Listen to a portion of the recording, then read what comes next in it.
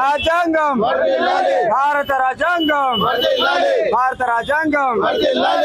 అమర్ రహే బాబా సాహెబ్ అంబేద్కర్ అమర్ రహే బాబా సాహెబ్ అంబేద్కర్ అమర్ రహే బాబా సాహెబ్ అంబేద్కర్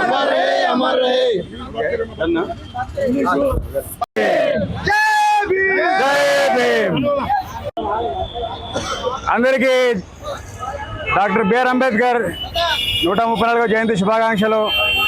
ముఖ్యంగా ఈరోజు కుల మతాలకు అతీతంగా ప్రతి హిందూ, ముస్లిం, క్రైస్తవులు, సిక్కులు అందరూ జరుపుకునే పండుగ డాక్టర్ బిఆర్ అంబేద్కర్ జయంతి.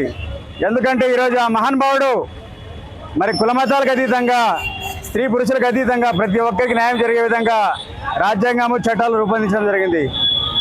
స్వాతంత్రం వచ్చి 78 సంవత్సరాలైనా కూడా ఈరోజు ఆయన తెలుసుకుంటున్నామంటే మరి రాజ్యాంగం ఎంత గొప్పదో, ఆయన రచించిన రాజ్యాంగం ఎంత గొప్పదో ఒకసారి అర్థం చేసుకోవాలి. మరోపక్క మరి బాబాసాహెబ్ అంబేద్కర్ గారిని ఆ స్థాయికి తీసుకురావడానికి మరి వారి సతీమణి మాతా రమాబాయి అంబేద్కర్ త్యాగాలు కూడా మనం మరవరాదు. ఆమె తనకు తినడానికి తిండి లేకున్నా, పిల్లలకు ఆరోగ్యానికి మందులు కొనడానికి డబ్బు లేకున్నా కూడా అంబేద్కర్ని చదివించడానికి ఆమె తన జీవితాన్ని త్యాగం చేసింది. మరి ఎన్నో త్యాగాల ఫలితం ఈరోజు మరి మనకు బిఆర్ అంబేద్కర్ రచించిన రాజ్యాంగము.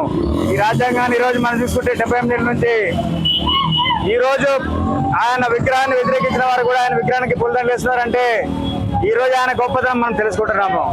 మరోపక్క ఈరోజు దేశంలో ఉన్న ఫ్యాసిస్ట్ ప్రభుత్వము ఒక్కొక్క వర్గం యొక్క హక్కుల్ని లాక్కుంటుంటే ఈరోజు మా హక్కులు ఇన్ని ఉన్నాయా, మాకు ఇన్ని హక్కులు రాజ్యాంగంలో అంబేద్కర్ గారు ఇచ్చారని ప్రతి ఒక్కరూ ఆశ్చర్యపోయి ఈరోజు ఆ మహానుభావుడికి నమస్కరించే పరిస్థితి ఉంది.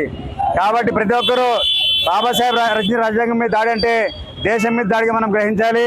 ఈ రాజ్యాంగాన్ని మనం కోల్పోతే ఈ దేశాన్ని కోల్పోయినట్లు అవుతుంది, దేశం దెబ్బతింటుంది. కాబట్టి దేశం కాపాడాలంటే ఒకటే మార్గం, బాబాసాహెబ్ అంబేద్కర్ రచించిన రాజ్యాంగాన్ని కాపాడుకోవడం మాత్రమే అని చెప్పి ఈ సందర్భంగా ఆదిన ముస్లిం చేసి తరఫున పిలుపునిస్తూ రాబోయే రోజుల్లో చట్ట ప్రకారము శాంతియుతంగా మనము బాబాసాహెబ్ అంబేద్కర్ సూచించిన బాటల ముందుకు సాగుతూ మన దేశాన్ని, రాజ్యాంగాన్ని కాపాడుకోవాలని పిలుపునిస్తున్నాను. నా పేరు నూర్ అహ్మద్, ఆదిన ముస్లిం చేసి కన్వీనర్. ధన్యవాదాలు.